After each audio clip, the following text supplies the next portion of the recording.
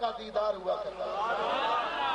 تھانوی صاحب لکھتے ہیں ایسے علماء کو حضوری والے علماء کہتے ہیں۔ وہ حضرت شاہ عبدالحق محدث دہلوی رحمۃ اللہ علیہ اپنی مشہور زمانہ کتاب مدارج النبوت جلد اول صفحہ 153 جو میرے پاس ہے اس کا صفحہ 153 اس میں آپ فرماتے ہیں تباہ کر یزید پلید در حد عائشہ صدیقہ رضی اللہ تعالیٰ عنہا۔ آپ فرماتے ہیں یزید ام المومنین حضرت عائشہ صدیقہ رضی اللہ تعالیٰ عنہا سے نکاح کرنا چاہتا تھا۔ ارے جو اپنی ماں سے نکاح کرنا چاہے 1000 لعنتیں ہوں اس آدمی کے اوپر، تو جو اس کو اچھا کہے 2000 لعنتیں اس ظالم کے اوپر۔ ہم ایسے پلید کو ہرگز ہرگز امیر المومنین نہیں مانیں۔ لعنت ہو ان کے اوپر جو یزید کو نیک کہتے ہیں۔ کہتے ہیں تو بخشا ہوا، ہم کہتے ہیں بھائی تمہارے نزدیک وہ نیک تھا، بخشا ہوا تھا نا، آؤ میدان بولو بھائی ہم حضرت امام حسین سے محبت کرتے ہیں یا نہیں؟ بے شک کرتے ہیں۔ ایمان مکمل ہی جب ہوگا جب اہل بیت سے محبت ہوگی۔ اللہ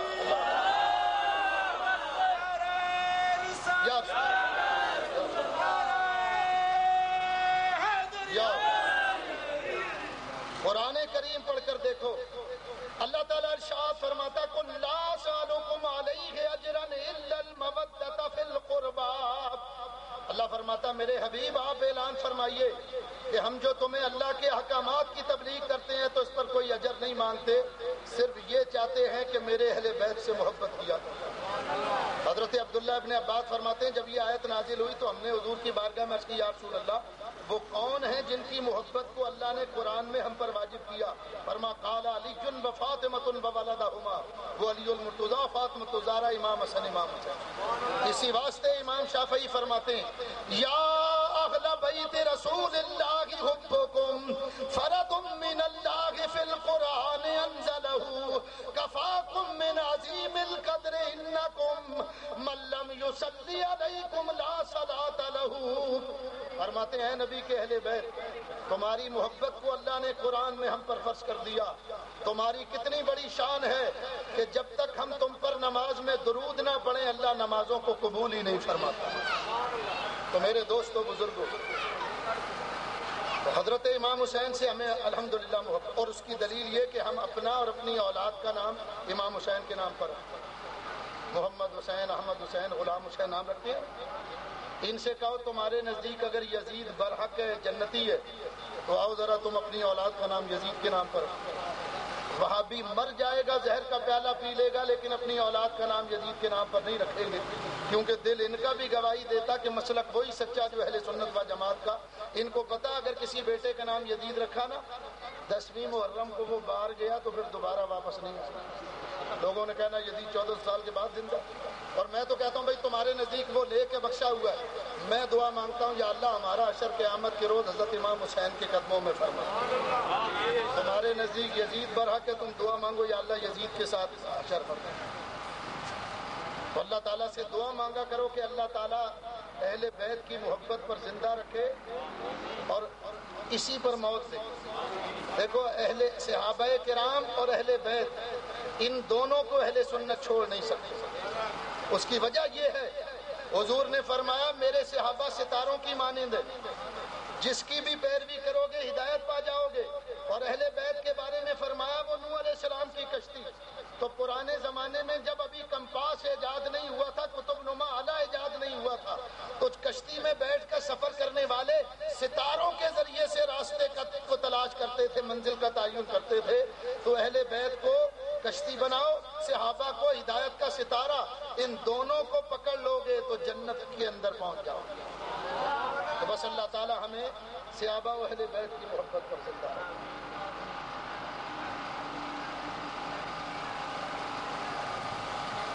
نعرے تکبیر، نعرے رسالت۔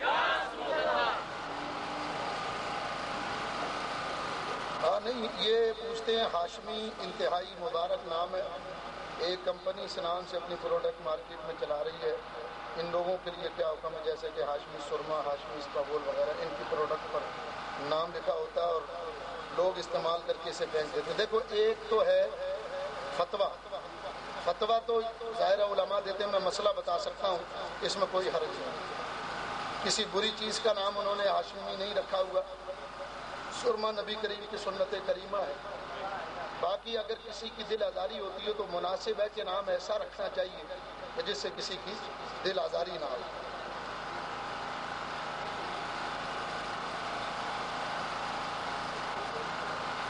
ایک پوچھتے ہیں کہ دینی محافل کا انعقاد پبلک پلیس میں کرانا کیسا ہے؟ مجھے بتائیے کہ آج کون سا فرقہ ہے جو اپنے جلسے پبلک پلیس پر نہیں کرتا؟ یکم محرم آیا تو جلوس اور ریلیاں آسمانوں پر نکالی تھی دیوبندیوں نے۔ ابھی دفاع پاکستان کونسل جلسہ ہوا تھا، اس میں وہابیوں کی ساری تنظیمیں جمع تھی، تو انہوں نے آسمان پر وہ جلسہ کیا تھا۔ بھائی پبلک پلیس پر جلسہ نہیں کیا جائے گا تو کہاں کیا جائے گا؟ یہ اسلامک ریپبلک آف پاکستان ہے، اسلامی ملک ہے، یہاں کسی بھی جگہ پر مسلمان اپنے نبی کا، اللہ رسول کا ذکر کر سکتے ہیں۔ لوگ سیاسی جلسہ کرتے ہیں، اس کے بارے میں کوئی سوال نہیں کرتا۔ فنکشن ہوتے ہیں، کنجریوں کا رقص ہوتا ہے، زمانے بھر کی برائیاں ہو رہی ہوتی ہیں، اس کے بارے میں کوئی نہیں کہتا۔ لیکن اللہ رسول کا ذکر ہو تو فوراً ہم سوال پوچھتے ہیں کہ پبلک پلیس پر کرنا کیسا؟ آسمان پر کیا جائے گا اگر پبلک پلیس پر نہیں کریں گے۔ یاد رکھو یہ بالکل جائز ہے، اس میں کوئی حرج نہیں، اور جو منع کرتے ہیں ان کو دلیل دینا چاہیے۔ تیجا 40واں کی شرعی حیثیت کیا ہے؟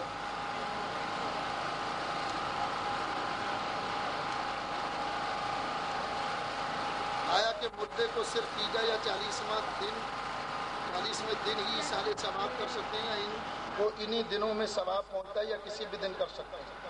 سب سے پہلے تو یاد رکھو تیجا ہو، 40واں ہو یا عرس ہو، یہ سب ایصال ثواب کی قسمیں ہیں۔ تیسرے دن ہوتا ہے تو اس کو تیجا کہتے ہیں۔ تیسرے دن کیوں کرتے ہیں؟ صحیح بخاری شریف کی حدیث ہے، شرعی حیثیت پوچھی ہے نا، صحیح بخاری شریف۔ صحیح بخاری شریف کی حدیث ہے، حضرت ماعز بن مالک حضور کے صحابی تھے، ان کا وصال ہو گیا۔ ان کے انتقال کے حدیث کے الفاظ ہیں یومین او ثلاثہ، دوسرے یا تیسرے دن حضور ان کے گھر میں آئے، صحابہ کرام جمع تھے، حضور نے سب کو اپنے قریب کیا اور حضرت ماعز بن مالک کی مغفرت کے لیے دعا مانگی۔ معلوم ہوا تیسرے دن مجمع جمع کر کے مغفرت کی دعا میت کے لیے مانگنا یہ حضور سے ثابت ہے، حدیث شریف سے ثابت ہے۔ اس کو سوئم کہتے ہیں۔ 40ویں دن حدیث شریف کے اندر آتا ہے، یہ حدیث پاک امام جلال الدین سیوطی نے شرح الصدور بے شرح حال الموتى والقبور میں نقل فرمائی۔ حضور نے فرمایا کہ میت کی روح کا تعلق گھر والوں کے ساتھ 40 دن تک ہوتا ہے، چونکہ 40واں دن تعلق کا آخری دن ہوتا ہے، اس لیے اگر جمع ہو کر کچھ قرآن وغیرہ پڑھا جائے تو یہ جائز ہے، ناجائز نہیں رہ گیا۔ سال گزرنے کے بعد تو مصنف ابن ابی شیبہ کے اندر حدیث پاک ہے کہ نبی پاک علیہ السلام، حضرت صدیق اکبر، حضرت فاروق اعظم، حضرت عثمان غنی، یہ تمام حضرات ہر سال شہدائے احد کے مزارات پر جاتے تھے فاتحہ پڑھنے کے لیے۔ تو سال گزرنے کے بعد میت کے لیے فاتحہ کرنا، درود وغیرہ پڑھنا یا ایصال ثواب کرنا، یہ بھی حدیث شریف سے ثابت ہے، نبی کریم کی سنت ہے۔ تو شرعی حیثیت تو یہ ہوتی ہے۔ باقی رہ گیا یہ کہ کیا یہ اسی دن پہنچتا، دوسرے دن پہنچتا، تو یہ یاد رکھنا چاہیے ہمارے اہل سنت کا یہ عقیدہ نہیں ہے۔ ہمارا عقیدہ یہ کہ ایصال ثواب جب چاہیں آپ کر سکتے ہیں، تیسرے دن کرو تب بھی پہنچے گا، دوسرے دن کرو تب بھی میت کو فائدہ ہوگا، 40ویں دن 41ویں دن جب بھی کریں آپ۔ بات اصل میں یہ کہ یہ دن مقرر اس لیے کیا جاتا ہے کہ لوگوں کے لیے سہولت ہو جائے اور لوگ آسانی سے جمع ہو جائیں۔ مثلا بعض لوگ یہ کہتے ہیں کہ دن مقرر نہیں کرنا چاہیے، کسی دن بھی کر لو، تو میں کہتا ہوں یہ شریعت کا مزاج نہیں ہے۔ بولو بھائی اللہ تعالیٰ نے ہم جو عید مناتے ہیں، عید کی نماز کس دن پڑھتے ہیں؟ یکم شوال کو۔ دو شوال کو کیوں نہیں پڑھ لیتے؟ آپ کہتے ہیں بھائی یہ دن اللہ نے مقرر کیا، تو شریعت تو چاہتی ہے نا کہ دن مقرر کیا جائے۔ رمضان کے روزے پورے سال میں آپ کیوں نہیں رکھ لیتے؟ اس کے لیے شریعت نے ایک روزہ ایک مہینہ کیوں مقرر کر دیا؟ حج ذی الحج کے پورے مہینے میں کیوں نہیں کرتے ہو؟ 9 ذی الحج کو میدان عرفات میں کیوں جمع ہوتے ہو؟ قربانی 10 ذی الحج کو کیوں کرتے ہو؟ اس کی وجہ یہ ہے کہ شریعت کا مزاج یہ ہے، شریعت یہ چاہتی ہے کہ دن تاریخ مقرر کر کے کام کیا جائے۔ اگر یہ اعلان کر دیا جاتا کہ عید کسی دن بھی منا لو، تو پاکستان میں تو پہلے ہی رولا پایا ہوا ہے، دیوبندی الگ عید مناتے ہیں، تو پھر تو کوئی بھی ایک دن وہ چوچو کا مربع بن جائے، پورے شوال میں عید منائی جا رہی ہے، کوئی 8 کو منائے، کوئی 12 کو، کوئی 15 کو، تو اللہ نے ایک دن مقرر کر دیا۔ اسی لیے حج کا بھی اگر حکم ہوتا پورے ذی الحج میں کبھی حج کر لو تو سنی کسی تاریخ کو کرتے، دیوبندی وہابی کسی تاریخ کو کرتے، شیعہ کسی تاریخ کو، تو پھر عجیب ہی منظر بنتا۔ تو اللہ تعالیٰ نے ایک تاریخ مقرر کر دی اس تاریخ میں۔ دیکھو مدرسے اسکولوں میں امتحان ہوتے ہیں، اس کے لیے بھی تاریخ مقرر ہوتی ہے۔ ایسا نہیں ہوتا کہ استاد کہتا ہے کسی بھی تاریخ کو آنا، کسی بھی پرچے کا امتحان تم سے لے لیا جائے گا۔ حتیٰ تو یہ ہے کہ شادی کرنے جاتے ہیں تو بھی دن تاریخ مقرر کرتے ہیں یا نہیں؟ فلاں تاریخ کو فلاں لڑکے کی فلاں لڑکی سے شادی، اس وقت یہ نہیں کہتے کہ بھائی کسی بھی لڑکے کو لے آنا اور کسی بھی گھر میں آ جانا اور کسی بھی تاریخ کو آ جانا اور کسی بھی لڑکی کو لے۔ عجیب تماشا۔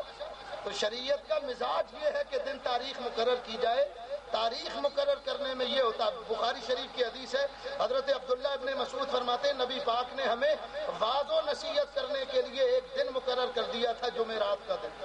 اس دن ہم کہیں بھی ہوتے، جمعرات کے دن مسجد میں جمع ہو جاتے، حضور ہمیں واعظ و نصیحت کرتے۔ تو دن تاریخ کا مقرر کرنا یہ بالکل جائز ہے۔ ایصال ثواب کے لیے دن اس لیے مقرر کیا جاتا ہے کہ لوگ آسانی سے جمع ہو جائیں۔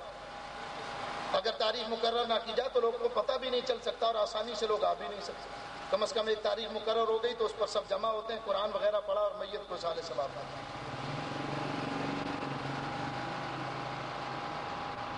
یہ کہتے ہیں سفر المظفر کے حوالے سے سنا جاتا ہے کہ اس ماہ میں بلائیں نازل ہوتی ہیں، اس ماہ کا سب سے مسنون عمل کون سا ہے؟ یاد رکھو یہ بالکل لغو اور بیکار بات ہے۔ نبی کریم کی حدیث ہے بخاری شریف میں، حضور نے فرمایا سفر میں کچھ برائی نہیں۔ سفر کا مہینہ بڑا مقدس متبرک مہینہ ہے۔ اس مہینے میں بہت سی ہستیوں کے عرس ہوتے ہیں۔ ہمارے اہل سنت کے نزدیک اسی مہینے کی 29 تاریخ کو حضرت امام حسن کی شہادت ہے۔ اسی مہینے میں حضرت داتا گنج بخش علی حجویری رضی اللہ تعالیٰ عنہ کا عرس شریف ہوتا ہے۔ اسی مہینے میں امام ربانی قیوم زمانی حضرت امام مجدد منور الفسانی رحمۃ اللہ علیہ کا عرس ہوتا ہے۔ اسی مہینے میں اعلیٰ حضرت امام اہل سنت حضرت مولانا شاہ احمد رضا خان فاضل بریلوی رحمۃ اللہ علیہ آپ کا عرس مبارک بھی، یہ بڑا مبارک مہینہ۔ بلکہ علماء فرماتے ہیں اس مہینے میں زیادہ صدقہ و خیرات کرنا چاہیے۔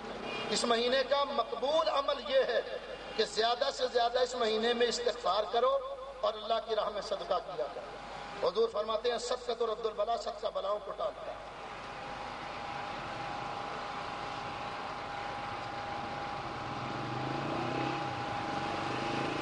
یہ علی چشتی صاحب یہ پوچھتے ہیں مودودی صاحب کون ہے؟ کوئی قابل ذکر کام نہیں ہے، آدمی نہیں ہے، کوئی رشتہ داری کرنی ہے آپ کو ہیں؟ اور بھائی جماعت اسلامی کے بانی ہیں، اور شروع میں پینٹ شرٹ پہنتے تھے، ٹائی لگاتے تھے، پروفیسر ٹائپ تھے، داڑھی واڑی سب چٹ، اور جب نوکری ووکری ختم ہو گئی تو پھر داڑھی رکھ لی، انہوں نے جماعت اسلامی بنا لی اور کچھ کتابیں لکھی۔ ان کی ایک کتاب ہے تفہیم القرآن، اس کے اندر انہوں نے لکھا کہ معاذ اللہ ثم معاذ اللہ، ہمارے نبی پاک کو 40 سال تک یہ پتہ نہیں تھا کہ ایمان کیا ہوتا ہے اور کفر کیا ہوتا ہے۔ مودودی صاحب اور سر سید احمد خان، یہ سر سید احمد خان ہندوستان میں ہوا، یہ نیچری تھا۔ نیچری ان لوگوں کو کہتے ہیں جن کا عقیدہ یہ ہوتا ہے وہ انبیاء کے معجزوں کو نہیں مانتے۔ سر سید احمد خان نے ہر نبی کے معجزے کا انکار کیا، خصوصاً ہمارے نبی پاک علیہ السلام کا جو معجزہ معراج تھا نا، سر سید نے اس کا انکار کیا۔ تو یہ نیچری تھا، انبیاء اور اولیاء کی کرامتیں اور انبیاء کے معجزات کا یہ منکر تھا، اس کا انکار کرتا۔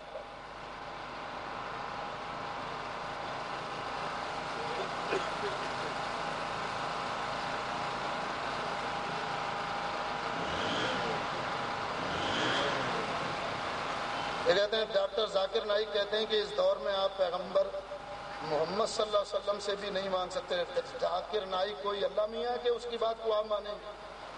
الو کے بٹھے کو استنجا کرنا نہیں آتا، آپ سمجھتے ہیں کہ وہ بہت بڑا ڈاکٹر، ہم بتاتے ہیں کتنے بڑے۔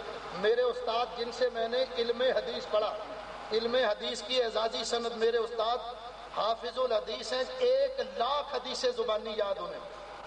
ہندوستان میں حضرت مولانا ابو الحقانی محمد حسین صدیقی ابو الحقانی، یہ حضرت مصطفیٰ رضا خان صاحب رحمۃ اللہ علیہ کے خلفاء میں سے، حضرت کا علاقہ اور اس کا علاقہ ایک ہی۔ یہ MBBS ڈاکٹر ہے، اس نے علم دین پڑھنا تو درکنار، کتابیں چھوئی بھی تک نہیں۔ چند کتابیں کمپیریزن آف ریلیجن پر اس نے پڑھی ہیں، مذاہب کا تقابلی جائزہ، ہندوازم ہے، عیسائیت ہے، کرسچینٹی ہے، ہندو اور یہودیت ہے، اسلام، اس پر چند کتابیں پڑھی، ان کا تقابلی جائزہ، تو اب وہ بن بیٹھے جناب والا بہت بڑے عالم دین۔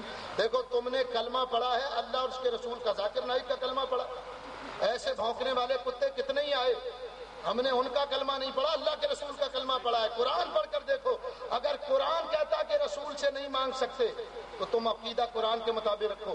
سورۃ الضحیٰ پڑھ کر دیکھو، اللہ فرماتا ہے میرے حبیب وَأَمَّا السَّائِلَ فَلَا تَنْهَرْ، میرے محبوب جو بھی مانگنے والا تمہارے پاس آئے اس کو عطا کر دیا کر۔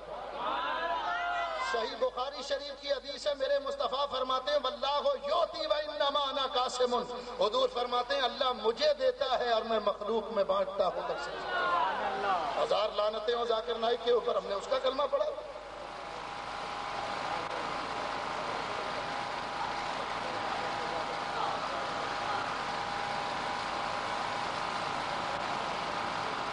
ہاں بھائی ان کے ایسے ہی مسئلے ہیں، وہ کہتے ہیں کہ بھئی ایک مفتی صاحب ہیں، وہ کہتے ہیں اگر کوئی کسی عورت سے رشتہ کرنا چاہے، نکاح کرنا چاہتا ہے اور وہ عورت اس کے لیے غیر محرم ہے تو اس کو دیکھنے کی صورت بتاتے ہیں کہ وہ مرد چاہے اس کی داڑھی کیوں نہ ہو وہ اس عورت کا دودھ پی لے تو وہ اس کو دیکھ سکتے۔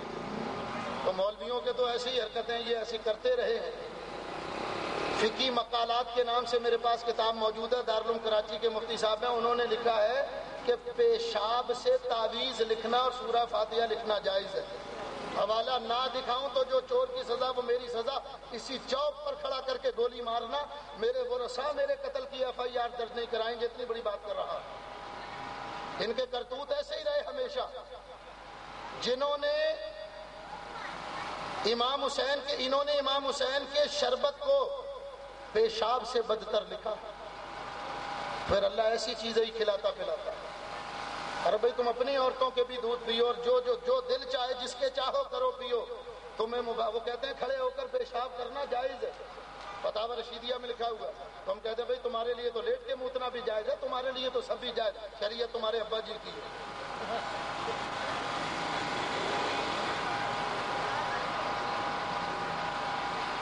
بھائی جب آپ خود تسلیم کر رہے ہیں کہ وہ ایک طرف مسلمان لوگوں کو کہتے ہیں اور دوسری طرف جو ہے نبی کی شان میں گستاخی کر رہے ہیں، تو پھر وہ خود مسلمان کیسے رہا؟ یاد رکھو قرآن کہتا ہے جو نبی کی ادنا سی بھی گستاخی کرے وہ جہنمی۔ ان الذین یؤذون اللہ ورسولہ لعنہم اللہ فی الدنیا والآخرہ واعد لہم عذابا مہینا۔ اللہ فرماتا ہے جو میرے محبوب کو اذیت پہنچائے اور اللہ کو اذیت پہنچائے اس پر دنیا اور آخرت میں اللہ کی لعنت ہے، اور اللہ نے ایسے لوگوں کے لیے اہانت والا ذلت والا عذاب تیار کیا۔ تو ایسے لوگوں سے بچنا چاہیے، بجائے کہ ایسے لوگوں کو آپ سنیں، بچنا چاہیے۔ یہ بڑی دیر کے بعد آپ نے ساؤنڈ سسٹم صحیح کیا جب پوری تقریر ہو گئی، اب جا کے مائک کو بھی ذرا جوش آ گیا۔ چلو خیر ہے بھائی، تو ایسے لوگوں سے بچنا چاہیے، ایسے لوگوں کی تقاریر وغیرہ سن کر اور ایمان برباد ہوتا ہے۔ اپنے ایمان، آپ کے پاس سب سے زیادہ قیمتی شے ہے کیا؟ ایمان ہی تو ہے، اور یہ ظالم وہ بھی لوٹنے کے لیے تیار۔ نبی تو مدد نہیں کر سکتے، لیکن سعودی عرب سے ریال اور چندے کی مدد جائز ہے، ان سے ریال بھی لیتے رہو، مدد بھی لیتے۔ خدا جب دین لیتا ہے تو عقل چھین لیتا ہے۔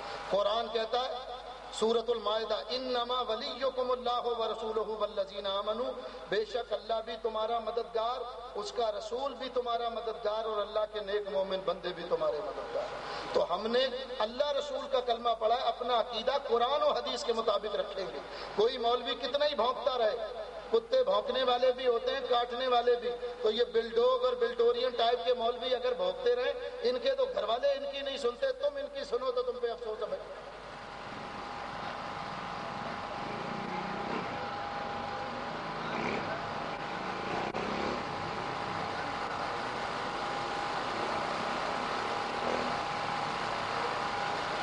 لکھتے ہیں 11ویں شریف منانا کیسا ہے؟ بھئی الحمدللہ رب العالمین، بالکل صحیح۔ 11ویں شریف کو 11ویں یہ ایصال ثواب ہے۔ ایصال ثواب کا مطلب یہ عبادت اللہ کے لیے، تقرب اللہ کے لیے، رضا اللہ کی، ثواب حضور غوث آدم کی روح کو ساتھ۔ اس کو 11ویں اس لیے کہتے ہیں کہ چونکہ ہر مہینے کی 11 تاریخ کو یہ ہوتی ہے، 11 ربیع الثانی حضور غوث آدم کی وصال کی تاریخ مشہور ہے، اس لیے اس کو 11ویں شریف کہتے ہیں۔ تو ہے اصل میں یہ ایصال ثواب، تو اس کے کرنے میں شرعاً کوئی حرج نہیں ہے۔ ایصال ثواب ہے، کھانا پکایا، قرآن پڑھا اس کا ثواب حضور غوث پاک کی روح کو پہنچا دیا, غربا فقراء کو کھلا دیا, یہ جائز ہے. اب مجھ سے اگر آپ پوچھیں گے یہ صحیح ہے غلط, تو میں نے تو یہی کہنا نا صحیح. تو جو لوگ غلط کہتے ہیں دلیل ان سے لیا کرو. بھائی قرآن میں کہاں لکھا ہوا ہے کہ یہ غلط؟ یہ آیت پڑھتے ہیں انما حرم علیکم المیتۃ والدم ولحم الخنزیر وما اہل بہ لغیر. اللہ فرماتا ہے ہم نے تم پہ حرام کیا مردار بہتا ہوا خون, خنزیر کا گوشت اور وہ جانور جس پر ذبح کے وقت غیر بتوں کا نام پکارا جائے. یہ ترجمہ کرتے ہیں ہر وہ چیز جس پر غیر اللہ کا نام آ جائے وہ اللہ نے حرام کر دی. تو کہتے ہیں تم کھانے پر غوث اعظم کا نام لیتے ہو, وہ بھی اللہ نہیں ہے غیر اللہ, تو کھانا حرام. تو ہم تو کہتے ہیں اس روح سے تو پھر کچھ بھی باقی نہیں بچا. قرآن کی 114 صورتوں میں سے اکثر صورتیں غیر اللہ کے نام پر. سب سے بڑی صورت ہے سورۃ البقرہ. بقرہ کے معنی گائے, تو گائے اللہ تو نہیں ہے, وہ حرام ہونی چاہیے. سورہ مائدہ, مائدہ کے معنی دسترخوان. سورہ نساء, نساء کے معنی عورت. سورہ نمل, نمل کے معنی چونٹی. سورہ عنکبوت, عنکبوت کے معنی مکڑی. سورہ فیل, فیل کے معنی ہاتھی. ساری صورتیں غیر اللہ کے نام پر. حدیث کی جتنی بڑی بڑی کتابیں وہ ساری غیر اللہ. امام بخاری کے نام پر بخاری شریف, امام بخاری اللہ نہیں ہے. مسلم شریف پر امام مسلم کا نام آیا, نسائی پر امام نسائی کا. حدیثیں بھی. مسجدوں کے نام بھی غیر اللہ کے نام پر آپ رکھتے ہیں. مسجد بلال, مسجد عمر, مسجد علی, وہ بھی غیر اللہ, تو حرام ہونی چاہیے. جنت کے 8 دروازے اور 8 غیر اللہ کے نام پر بخاری شریف کی حدیث. ایک دروازے کا نام باب الصلاۃ, ایک کا نام باب الجہاد, ایک کا نام باب الصدقہ, ایک کا نام باب الریان. 8 دروازوں کے نام غیر اللہ پر. ان کے لیے تو بڑی مسئلہ بڑھ گیا. یہ کہتے ہیں جس چیز پر غیر اللہ کا نام آ جائے وہ حرام, تو تم ظالمو جنت میں جاؤ گے کیسے؟ 8 دروازے تو تم نے خود اپنے اوپر حرام کی ہے. تو میرے دوستو, وہ ایک مولوی صاحب تھے نا, انہوں نے نئی گاڑی خریدی. دوسرے دن صبح دیکھا وہ کوئی گاڑی لے کے گئے. اب وہ ڈھونڈتے ہیں علاقے میں ادھر ادھر. وہ ایک پان والے سے پوچھا, کہنے لگا وہ صبح ایک آدمی کو میں نے دیکھا فجر کے وقت وہ گاڑی لے گیا. تلاش کرتے ہوئے اس کے مکان پر پہنچے تو گاڑی باہر کھڑی ہوئی. دروازہ کھٹکھٹایا, وہ باہر گیا. اس کو ڈانٹنے لگے, تمہیں غیرت نہیں ہے, شرم نہیں ہے, میری گاڑی چرا لی. کہنے لگے مول صاحب میں نے کل آپ کے پیچھے جمعہ پڑھا, آپ نے تقریر میں کہا جس چیز پر غیر اللہ کا نام آ جائے وہ حرام. تو میں نے سوچا بھئی آپ بھی تو غیر اللہ ہیں, آپ کے لیے یہ حرام ہو گئی تو میں ہی لیتا چلوں. تو ایسا فتویٰ دیا, نہ مرض رہا نہ مریض, اور بالکل ہی چھٹی ہو گئی. کہتے غیر اللہ کا. بولو بھئی نماز کس کے لیے پڑھتے ہیں؟ لیکن ہم کیا کہتے ہیں, فجر کی نماز, ظہر کی نماز, عصر کی نماز, مغرب کی نماز, عشاء کی نماز, تہجد کی نماز, جمعے کی نماز. کوئی اللہ کی نماز نہیں کہہ رہا. فجر اللہ نہیں ہے, ظہر اللہ نہیں ہے, غیر اللہ, تو نمازیں حرام ہونی چاہیے. رمضان کا روزہ, حالانکہ روزہ تو اللہ کا ہے, لیکن نام مجازی طور پر غیر اللہ کا لے رہے ہیں. تو پتہ چلا کہ غیر اللہ کا نام لینے سے چیز حرام نہیں ہوتی. یہ جن کو غیر اللہ کہتے ہیں نا, اصل میں وہ غیر اللہ نہیں ہے, وہ نبی اللہ اور ولی اللہ. قرآن غیر اللہ بتوں کو کہہ رہا ہے. قرآن پڑھ کر دیکھو, اللہ تعالیٰ قرآن پاک میں ارشاد فرماتا لو کان من عند غیر اللہ لا وجدوا فیہ اختلافا کثیرا. اللہ فرماتا ہے اگر یہ قرآن اللہ کے علاوہ بتوں کی طرف سے جھوٹے معبود غیر اللہ کی طرف سے آیا ہوتا تو تم اس میں کثیر اختلاف پاتے. کیونکہ یہ اللہ کی طرف سے آیا, اس میں کوئی اختلاف نہیں. تو غیر اللہ سے مراد بت ہیں, لیکن یہ اتنے ظالم ہیں یہ نبیوں ولیوں کو غیر اللہ میں شامل کرتے ہیں, تو وہ ہرگز ہرگز غیر اللہ میں شامل نہیں. وہ ایک مولوی صاحب تھے, ساری رات تقریر, راول پنڈی کا واقعہ. اب میں نام لوں تو کہتے مولوی صاحب نام لیتے ہیں, FIR کٹواتے ہیں یہ ہے, تو ان کا کام تو یہ کریں. لیکن میں نے جو بات راول پنڈی کے مولوی صاحب, وہ ایک کوئی حرامی ہوا اپنے خاندان میں, بس اتنا ہی کافی ہے. وہ ساری رات تقریر کرتے رہے, 11ویں سور سے بدتر, 11ویں خنزیر سے بدتر. دوسرے دن رات گزار کے جب گھر آئے نا تو بیوی سے مانگا کھانا, اس نے کھانا دیا اور ایک پیالے میں کھیر دے دی. کہنے لگے یہ کیا ہے؟ وہ کہنے لگی کہ کل 11 تاریخ تھی تو میں نے حضور غوث پاک کی فاتحہ دی. او ہو, اور میں ساری رات شرک و بدعت کے قلعے گراتا رہا, اور میرے گھر میں ہی بدعت ہو رہی ہے. مجھے پتا نہیں ہے جس چیز پہ غیر اللہ کا نام آ جائے وہ حرام. وہ بھی سمجھدار عورت تھی, اس نے برقع پہنا, جانے لگی. مولوی صاحب کہنے لگے کہاں جا رہی ہے؟ کہنے لگے مولوی صاحب مجھ پر بھی تو آپ کا نام آتا, کوئی اللہ کی بیوی نہیں کہتا, سب ملا کی بیوی کہتے, تو میں بھی تو غیر اللہ, آپ بھی غیر اللہ, تو حرام. اور مولوی صاحب کی عقل ٹھکانے آ گئی, کہنے لگے بیوی بھی حلال تھے, 11ویں بھی حلال. ظالمو اتنی کیوں پی لیتے ہو کہ گھر نہیں جا پاؤ؟ ذرا ہوش میں رہ کے آدمی کو بات کرنی چاہیے. تو 11ویں کرنا بالکل جائز ہے. دیکھو جس کام سے کوئی روکے نا